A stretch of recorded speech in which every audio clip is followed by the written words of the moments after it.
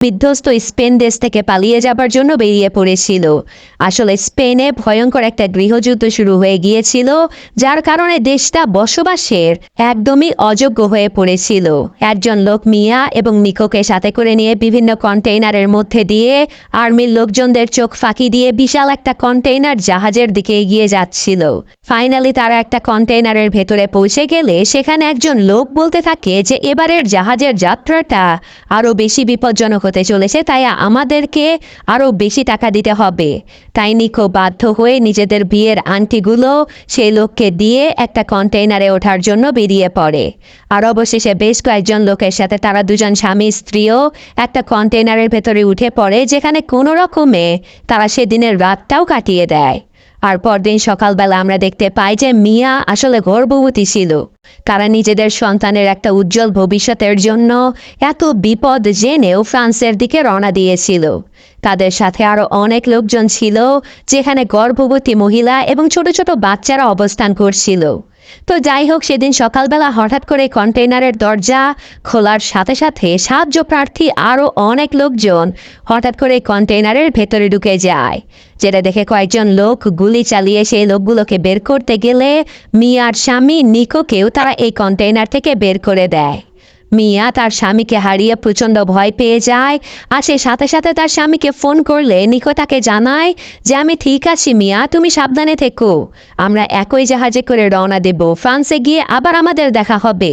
প্রচণ্ড ভয় পেয়ে থাকা মিয়া কোনো রকমে সেই কন্টেইনারে করে এগিয়ে যেতে থাকে, আর কন্টেইনারের একটা ফুটো দিয়ে তারা দেখতে পায় সম্পূর্ণ দেশে কি ভয়াবহ অবস্থা বিরাজ করছিল।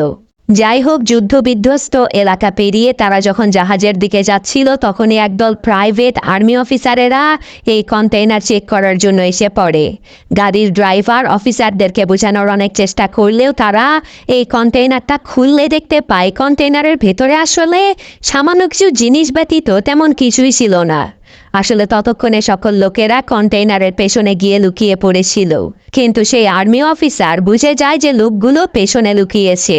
এরপর আর্মি অফিসার এসে তাদের সবাইকে বলতে থাকে যে তোমরা সবাই এক্ষুনি বাইরে বেরিয়ে এসো, নয়তো আমি এলোপাথারিভাবে গুলি চালিয়ে দেব। যেটা শুনে মিয়া পেছনের কন্টেইনারে থাকা একটা বাক্সের উপরে উঠতে পারলেও বাকি লোকজনেরা বাঁচার জন্য কন্টেইনারের দরজা খুলে দেয়, আর সাথে সাথে আর্মি অফিসার এলোপাথারি গুলি করে তাদের সবাইকে মেরে ফেলে। বেচারি মিয়া প্রচণ্ড ভয় পেয়ে যায়, কিন্তু সে এই যাত্রায় প্রাণে বেঁচে যায়। আর কন্টেইনারের ভেতরে থাকা বাকি লোকজনদের মৃতদেহগুলো সেখান থেকে সরিয়ে ফেলা হয়। তারপর একাকী মিয়াকে সহ এই কন্টেইনারটা জাহাজের দিকে পাঠিয়ে দেয়া হয়। মিয়া প্রচণ্ড ভয়ে তার স্বামীকে একটা ভয়েস মেসেজ পাঠিয়ে দেয়। আর তারপর বেশ খানিকটা পথ জার্নি করার পরে ফাইনালি মিয়ার কন্টেইনারটা জাহাজের উপরে লোড করা হয়। মিয়া তার আশেপাশে খুঁজতে খুঁজতে একটা মোবাইল, একটা ড্রিল মেশিন ইত্যাদি খুঁজে পায়। তারপর হতাশ হয়ে বেচারি কন্টেইনারের ভেতরেই ঘুমিয়ে পড়ে, কিন্তু হঠাৎ করে মধ্যরাতে সমুদ্রের বিশাল বিশাল ঢেউয়ের আঘাতে কন্টেইনারটা ভয়ঙ্করভাবে নড়তে শুরু করে দেয়। আর মিয়া চিৎকার করে সাহায্য চাইতে থাকে, কিন্তু এত কিছুর পরেও কোনোই লাভ হয় না। বেচারি মিয়া সেই কন্টেইনারটা সহ জাহাজ থেকে সমুদ্রে পড়ে যায়। পরদিন সকালে জ্ঞান ফিরে আসলে মিয়া দেখতে পায় তার কন্টেইনারের ভেতরে পানি ঢুকে গেছে। সে কন্টেইনারের বিভিন্ন ফুটোর মাধ্যমে দেখে বুঝতে পারে যে সে এখানে বেশ কয়েকটা কন্টেইনারের সাথে সমুদ্রের মাঝে ভেসে চলেছে। সে তার স্বামীকে ফোন করার চেষ্টা করলে দেখতে পায় তার মোবাইলটা নষ্ট হয়ে গেছে, আর তারপর সে আশেপাশে থাকা বেশ কিছু ব্যাগ খুললে আরেকটা মোবাইল পেয়ে যায়, কিন্তু সেটাই লক থাকার কারণে সে তার স্বামীকে ফোনও করতে পারে না। এরপর সে ধীরে ধীরে কন্টেইনারের ভেতরে থাকা বক্সগুলো খুললে দেখতে পায় সেখানে বিভিন্ন এলইডি টেলিভিশন, ফুড গ্রেড প্লাস্টিকের তৈরি ছোট ছোট বক্স ছাড়া আর কিছুই ছিল না। এইসব কিছুর মধ্যে মিয়া তার পাশের একটা কন্টেইনারের ভেতর থেকে চিৎকার চেঁচামেচির আওয়াজ শুনতে পায়, আর সে দেখতে পায় কন্টেইনারের ভেতরে থাকা শত শত মানুষ সহ সেই বিশাল কন্টেইনারটা পানিতে ডুবে যাচ্ছে। মিয়া মনে করেছিল সেই কন্টেইনারের ভেতরে হয়তো তার স্বামীও রয়েছে, তাই সে চিৎকার চেঁচামেচি করতে থাকে, কিন্তু স্বাভাবিকভাবে তাতে কোনো লাভই হয় না। বেচারি মিয়া এই বিশাল সমুদ্রের মাঝে একা এই বদ্ধ কন্টেইনারের ভেতরে আটকা পড়ে যাওয়ায় সে নিজে নিজেই আত্মহত্যা করতে চাচ্ছিল। কিন্তু তখনই মিয়া খেয়াল করে যে তার পেটের ভেতরে থাকা বাচ্চাটা তার পেটে একটা লাথি দিয়েছে। তাই এখন সে নিজের জন্য না হলেও এই বাচ্চাটার জন্য বেঁচে থাকার প্রাণপণ চেষ্টা করার সিদ্ধান্ত নেয়। তাই কোনো রকমে সেদিনের রাত কাটিয়ে পরদিন সকালবেলা মিয়া কন্টেইনারের ভেতরে থাকা বড় বড় বক্সগুলো একটার উপরে আরেকটা ফেলে তার ভেতরে সেই প্লাস্টিকের বাটিগুলো বের করে ফেলতে থাকে এবং তারপর সেই বাটিগুলো দিয়ে কন্টেইনারের ভেতরের পানিগুলো বাইরে ফেলে দিতে থাকে। তারপর স্কচ টেপের মাধ্যমে কন্টেইনারের সেই ফুটোগুলো সে এক এক করে বন্ধ করে দেয়। আর তখনই সৌভাগ্যবশত মিয়ার কাছে তার স্বামী নিকোর ফোন চলে আসে। ফোন রিসিভ করার সাথে সাথে নিকো তাকে জানায় যে সে জাহাজের ভেতরেই আছে, তাকে কন্টেইনার থেকে বের করা হয়েছে আর এখন সে মিয়াকে বাঁচানোর জন্য আসছে। কিন্তু মিয়া তাকে দুর্ঘটনার ব্যাপারে জানিয়ে দেয় যে সে এখন আর জাহাজের ভেতরে নেই, তার কন্টেইনারটা সমুদ্রের মাঝে পড়ে গেছে। যেটা শুনে নিকোর মাথায় রীতিমতো আকাশ ভেঙে পড়ে। সে মিয়াকে কথা দেয় যে সে যেভাবেই হোক তাকে বাঁচানোর জন্য আসবে, সে যেন নিজের বাচ্চার জন্য হলেও বেঁচে থাকার চেষ্টা করে। এইসব কথা বলতে না বলতেই নিকোর মোবাইলের চার্জ শেষ হয়ে যায় আর তখনই মিয়ার পেটের ব্যথা শুরু হয়ে যায়। সে কোনো রকমে ব্যথা কমানোর পরে সামান্য কিছু খাবার খেয়ে নেয়। এভাবেই সারাটা দিন কেটে যায় আর সেদিন রাতের বেলা সমুদ্রের মাঝে ভয়ঙ্কর ঝড় উঠে যায়। ঝড়ের কারণে কন্টেইনারটা ভয়ঙ্করভাবে নড়াচড়া শুরু করে দেয় আর কন্টেইনারের ভেতরে থাকা মিয়ার প্রসব বেদনা শুরু হয়ে যায়। মিয়া কি করবে কিছুই বুঝতে পারছিল না, কিন্তু তারপরেও সে সাহস করে বাচ্চাটাকে দুনিয়াতে আনার জন্য নিজে নিজেই পুশ করতে থাকে।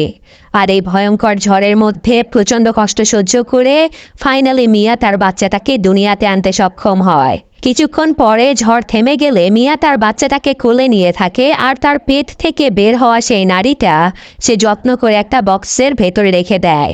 কিন্তু মিয়ার বাচ্চাটা অনেক চিৎকার করে কান্নাকাটি করতে থাকে। মিয়া অনেক চেষ্টা করে বাচ্চাটাকে দুধ পান করিয়ে তার কান্না থামানোর, কিন্তু বাচ্চাটা কোনোভাবেই যেন তার কান্না থামাতেই চাচ্ছিল না। এমন ভয়ঙ্কর পরিস্থিতির মধ্যেও ড্রিল মেশিন দিয়ে মিয়া এই কন্টেইনারের উপরে ফুটো করার চেষ্টা করতে থাকে আর এভাবেই সারাটা দিন কেটে যায়। সৌভাগ্যবশত সন্ধেবেলায় বাচ্চাটা বুকের দুধ পান করে কিছুটা শান্ত হয়ে যায়। মিয়া প্রচণ্ড ক্ষুধায় কোনো রকমের সামান্য কিছু খাবার এবং পানি খেয়ে সেদিনের রাত কাটিয়ে দেয়। এরপর দিন সকালে সে আবারও সামান্য কিছু খাবার খেয়ে কন্টেইনারের ছাদ ফুটো করার কাজে লেগে পড়ে। ছাদের অনেকটা অংশ যখন প্রায় ফুটো করা হয়ে গিয়েছিল তখনই সেই ড্রিল মেশিনটার চার্জ শেষ হয়ে যায়। শেষ মুহূর্তে সে বেচারি মিয়া প্রচণ্ড হতাশ হয়ে যায়। সে কি করবে কিছুই বুঝতে পারছিল না। তখনই সে তার মোবাইলটা দিয়ে তার স্বামীকে আবারও ফোন করতে গেলে দেখতে পায় মোবাইলটা কোনোভাবে ওপেনই করা সম্ভব হচ্ছিল না। সে প্রচণ্ড রেগে সব কিছু চারিদিকে ছুঁড়ে ফেলতে থাকে আর তখনই সে হ্যাকসো ব্লেডের মতো ছোট্ট একটা ছুরি খুঁজে পায়, যেটা দিয়ে সে ধীরে ধীরে কন্টেইনারের উপরের অংশটা কেটে ফেলার চেষ্টা করে। আর এই সব কিছুর মধ্যে বাচ্চাটার কান্না দেখে মিয়া বারবার বাচ্চাটার শরীর ঠান্ডা করার জন্য পানি দিয়ে মুছে দিচ্ছিল। এভাবেই সারাটা দিন কেটে যায় আর রাতের বেলা প্রচণ্ড ক্ষুধার জ্বালায় মিয়া কোনো কিছু না ভেবে তার পেটের ভেতর থেকে বের হওয়া সেই নাড়িটাই চিবিয়ে খেয়ে ফেলে। সেদিন রাতে আবার একটা তিমির আঘাতে মিয়ার কন্টেইনারটা প্রায় ডুবে যাবার উপক্রম হয়ে যাচ্ছিল, কিন্তু কোনো রকমে সেদিনের রাতটাও কাটিয়ে পরদিন সকালে মিয়া আবারও কন্টেইনারের ছাদ কাটার চেষ্টা করলে তার হাতে থাকা সেই ছুরিটা ভেঙে যায়। বেচারি মিয়া ভেবেই নিয়েছিল যে সে হয়তো এই কন্টেইনারের ভেতরে আটকা পড়ে নির্মমভাবে মৃত্যুবরণ করবে। এভাবে সেদিন রাত হয়ে যায় আর রাতের বেলা মিয়া তার চোখের সামনে ভ্রমের মতো তার ছোট্ট মেয়ে এবং তার স্বামীকে দেখতে পায়। আসলে মিয়ার আরেকটা মেয়ে ছিল যে কিনা যুদ্ধের কারণে সৈনিকদের হাতে ধরা পড়েছিল। এইসব কিছু ভাবতে ভাবতেই রাতটাও কেটে যায় আর সৌভাগ্যবশত পরদিন সকালে সমুদ্রের মাঝে বৃষ্টি চলে আসে। এই বৃষ্টি যেন মিয়ার জন্য আশীর্বাদ হয়ে এসেছিল। সে বৃষ্টির সকল পানিগুলো ছোট ছোট বক্সের ভেতরে রেখে দিতে থাকে আর যতটা সম্ভব পানি সে খেয়ে নিতে থাকে। আর বৃষ্টি শেষ হলে একটা দড়ির মাধ্যমে মিয়া সেই কন্টেইনারের ছাদের অংশটা ভেঙে ফাইনালি কন্টেইনারের উপরে আসতে সক্ষম হয়। আর এখানে আমরা দেখতে পাই এই বিশাল সাগরের মধ্যে কন্টেইনারটা কিভাবে একা একাই ভেসে চলেছিল। আশেপাশে কোনো জনমানবের নিশানও ছিল না। মিয়া তার বাচ্চাটাকে ছাদের উপরে এনে বাচ্চাটার ময়লা কাপড়গুলো যখন সমুদ্রের মাঝে ফেলে দেয় তখনই সে দেখতে পায় কয়েকটা মাছ এসে সেই ময়লাগুলো খাওয়ার চেষ্টা করছিল। যেটা দেখে মিয়া মাছগুলোকে শিকার করার অনেক চেষ্টা করতে থাকে, কিন্তু সে কোনোভাবে একটা মাছও ধরতে পারে না। হতাশ হয়ে মিয়া যখন কন্টেইনারের উপরে শুয়েছিল, তখনই সে তার মাথার উপর দিয়ে একটা বিমান উড়ে যেতে দেখে। সেই বিমানটাকে সিগন্যাল দেবার জন্য দ্রুত কন্টেইনারের ভেতরে নেমে একটা টিভি ভেঙে আয়না নিয়ে আবারও ছাদে ওঠার চেষ্টা করছিল, তখনই কন্টেইনারের ধারালো অংশ দিয়ে তার পা অনেকখানি কেটে যায়। আর দুর্ভাগ্যবশত সেই বিমানটাও তাকে দেখতে পায় না। বেচারি মিয়া এখন তার পায়ের রক্তক্ষরণ কমানোর জন্য সেই এলইডি টিভিগুলো ভেঙে সেই সার্কিট থেকে সুচালো তারগুলো দিয়ে নিজেই নিজের পা সেলাই করতে থাকে। প্রচণ্ড কষ্ট সহ্য করে মিয়া নিজের পায়ের চিকিৎসা করার পরে তার বাচ্চাটাকে নিয়ে একটা জাল বানানো শুরু করে দেয়। আর ফাইনালি সেই জালের মাধ্যমে অনেক চেষ্টা করার পরে মিয়া একটা মাছও ধরে ফেলে। বাঁচার জন্য সে কাঁচা মাছটাই খেয়ে ফেলে, আর তারপর কাগজের ভেতরে সাহায্য চেয়ে মিয়া সে ছোট ছোট বক্সগুলোর ভেতরে কাগজগুলো তুলে সমুদ্রের মাঝে ভাসিয়ে দিতে থাকে। এদিকে কন্টেইনারটাও ধীরে ধীরে পানির নিচে তলিয়ে যেতে থাকে। আর এভাবেই সারাটা দিন কাটিয়ে রাতের বেলা মিয়া তার কাছে থাকা তার পরিবারের ছবিগুলো দেখিয়ে তার বাচ্চাটার সাথে গল্প করতে থাকে। আর গল্প করতে করতে সে তার বাচ্চাটার নাম রেখে দেয় নোয়া। কোনো রকমে মদের বোতল দিয়ে আগুন জ্বালিয়ে রাতের বেলা ঘুমানোর চেষ্টা করে মিয়া, কিন্তু তখনই হঠাৎ করে মিয়ার কাছে তার স্বামীর আবারও ফোন চলে আসে। আর এখানেই নিকো মিয়াকে জানায় যে সে কোনো রকমে লুকিয়ে কন্টেইনারের ভেতরে করে ফ্রান্স অবধি পৌঁছে গিয়েছিল, কিন্তু দুর্ভাগ্যবশত ফ্রান্সের আর্মি অফিসারেরা কন্টেইনার চেকিংয়ের সময় গুলি চালালে একটা গুলি তার শরীরে লেগে যায়। সে হয়তো আর কোনোভাবেই মিয়াকে বাঁচানোর জন্য আসতে পারবে না। এইসব কিছু বলে সে মিয়ার কাছে ক্ষমা চেয়ে নিতে থাকে। আর মিয়াও তাকে জানায় যে তাদের একটা মেয়ে জন্ম নিয়েছে। মৃত্যুর আগে নিকো মিয়ার কাছে ক্ষমা চেয়ে নেয় এবং শেষবার তার সন্তানের মুখের সামান্য একটু শব্দও শুনতে পায়। আর এভাবেই তাদের দুজনের শেষ কথোপকথনটাও শেষ হয়ে যায়। একাকী মিয়া হতাশ হয়ে পরদিন সকালে আবারও পূর্ণ উদ্যমে নিজের বাচ্চাটাকে বাঁচানোর কাজে লেগে পড়ে। সে বাচ্চাটাকে একটা দোলনার মতো বস্তুতে রেখে মাছ ধরতে থাকে। সৌভাগ্যবশত আজকে মিয়া কন্টেইনারের উপরে একটা পাখি দেখতে পায়, যেটা দেখে সে অনেক আশায় বুক বেঁধে নেয় যে পাখি আছে মানে নিশ্চয়ই আশেপাশে কোথাও মানব বসতি রয়েছে। আর এই সব কিছু করতে করতেই সেদিন রাত হয়ে যায়। দুর্ভাগ্যবশত আজকে রাতে মিয়ার কন্টেইনারের নিচে থাকা বেশ কয়েকটা ফুটো দিয়ে দ্রুতগতিতে পানি ঢুকতে থাকে। মিয়া যখন বুঝতে পারে কন্টেইনারটা ডুবে যেতে চলেছে, তখনই সে আবারও কন্টেইনারের ভেতরে গিয়ে সেই ফুটোগুলো বন্ধ করার চেষ্টা করে। কিন্তু দুর্ভাগ্যবশত সে ফুটোগুলো বন্ধ করতে তো পারেই না, উল্টে তার নিজের পা বিভিন্ন দড়ির মাঝে আটকে যায়। কন্টেইনারটা দ্রুত পানির নিচে ডুবে যেতে থাকে। আর মিয়া কোনো রকমে তার হাতে থাকা চাকুটা দিয়ে সেই ডুবে যাওয়া কন্টেইনারের ভেতর থেকে দড়িগুলো কেটে নিজেকে মুক্ত করে সমুদ্রের মাঝে ভেসে ওঠে। কিন্তু সে তার চারপাশে তার সন্তানকে কোথাও খুঁজে পাচ্ছিল না। সে চিৎকার করে তার সন্তানকে ডাকাডাকি করতে থাকে। আর সৌভাগ্যবশত বাচ্চাটার কান্না শুনে মিয়া আবারও তার বাচ্চাটার কাছে পৌঁছে যায়। সে তার বাচ্চাটাকে বাঁচানোর জন্য সে প্লাস্টিকের বক্সগুলো দিয়ে একটা ভেলার মতো তৈরি করে ফেলেছিল।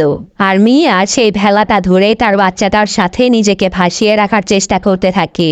কিন্তু এত সব কিছু করতে করতে অনেকটা সময় পেরিয়ে যায়, আর ক্লান্ত পরিশ্রান্ত আহত মিয়া অজ্ঞান হয়ে যায়। তারপর আমাদের সমুদ্রের মাঝে একটা নৌকা দেখানো হয়, যে নৌকা নিয়ে কয়েকজন লোক মাছ ধরার জন্য সমুদ্রে এসেছিল। আর সেখানে তাতে একজন মেয়ে দূরে কয়েকটা পাখি উঠতে দেখে কৌতূহলবশত তারা নৌকাটাকে সেই পাখির কাছে নিয়ে যেতেই দেখতে পায় সেখানে মিয়ার বাচ্চা মেয়েটা একা একাই ভেসে আছে। নৌকাতে থাকা মেয়েটা দ্রুত সে বাচ্চাটাকে তাদের নৌকাতে তুলে ফেলে, কিন্তু তারা কোনোভাবেই বুঝতে পারছিল না যে এই সমুদ্রের মাঝে এই বাচ্চাটা আসলো কিভাবে। কিন্তু এইসব কিছু ভাবতে ভাবতেই তারা সেই বাচ্চার ভেলাটার সাথে একটা দড়ি লাগানো দেখতে পায়। সেই দড়িটা ধরে টানতে টানতে তারা দেখতে পায় এই দড়িটা নিজের হাতে বেঁধে মিয়া নিজেই পানিতে ডুবে গিয়েছিল। তারা দ্রুত মিয়াকে পানি থেকে উপরে তুলে তাকে বাঁচানোর অনেক চেষ্টা করতে থাকে। আর এভাবেই চেষ্টা করতে করতে ফাইনালি মিয়ার জ্ঞান ফিরে আসে। নৌকায় থাকা লোকেরা মিয়াকে বুঝাতে থাকে যে কোনো চিন্তা করো না, তুমি এখন নিরাপদ জায়গাতে আছো। আর বেচারে মিয়া সবকিছু হারিয়ে শেষমেশ নিজের জীবন আর বাচ্চাটাকে নিয়ে নিরাপদ জায়গাতে ফিরতে পারছিল বলে রীতিমতো স্তব্ধ হয়ে গিয়েছিল। আর এই ঘটনার সাথে সাথেই আজকে